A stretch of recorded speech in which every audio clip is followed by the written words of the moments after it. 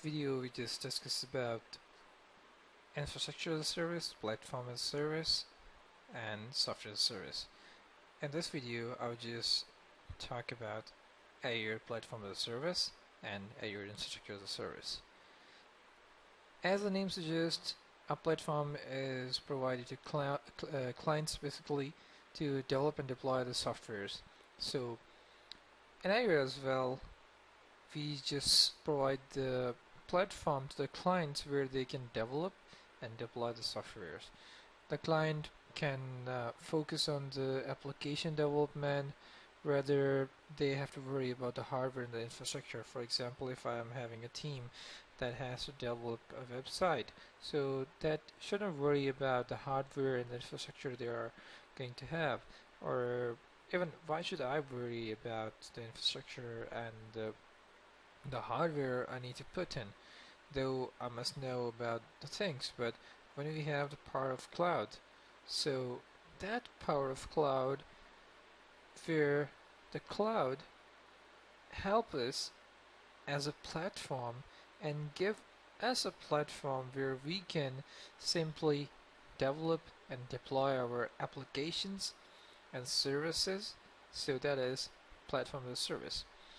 So there might be some really pros of this platform as a service of cloud computing.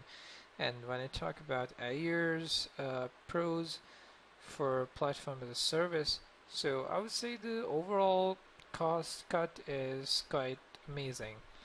And in that low cost, where if you just go in the market, as I previously gave an example, to buy a server and you need to buy the hardware for that, it would just cost you a lot.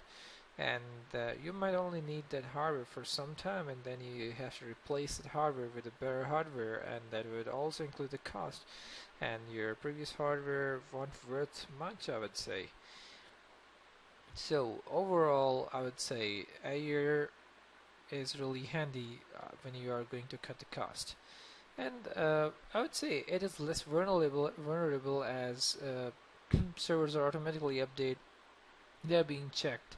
There are no security issues as such, and the whole process, I would say, is visible to the developer, and there is no risk of the data breach, which is in cases, and sometimes is there a risk when you are having your own server. So in the case of Azure, there is no such risk there. Since the new versions of development tools are tested by Azure teams, so it becomes easy for developer to move on the new tools, and that helps you being a developer to be with the pace of the world in technology. There are also some cons for platform as a service. So I would say that portability issues are there whenever you're using cloud in a form of platform as a service. So there can be a different environment at Azure.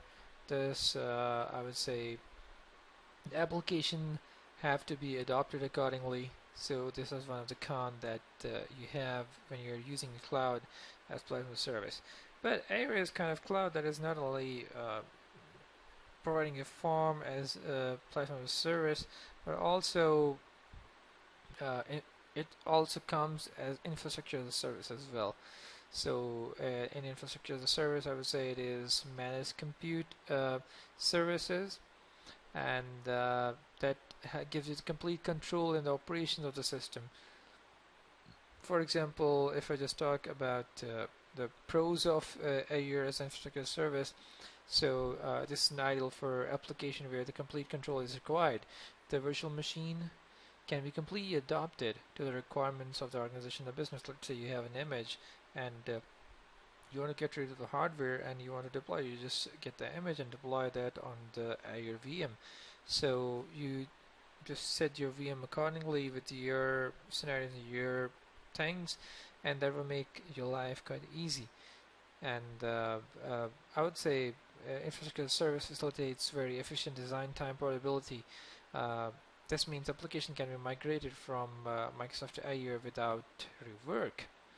and all the time application dependencies such as databases can be migrated to Azure as well. Whereas if you talk about some cons of that, I would say since users will be given the complete control and are tempted to stick a particular version of dependency of the application, it might become difficult to migrate the application to the future versions. So that is one of the things that is not quite amazing when you talk about infrastructure as a service of cloud. And there are many factors which are increasing the cost in the operation. For example, higher server maintenance for patching and upgrading the software. So these are some of the cons that are of using Azure as infrastructure services. So this was it about this video. In the next video, we're just going to have a brief look about the Azure Management Portal, and we'll just go to the new portal as well as we'll just discuss about this portal that you are watching since last 3 to 4 videos, and we'll be able to know more about Azure now, rather cloud computing itself.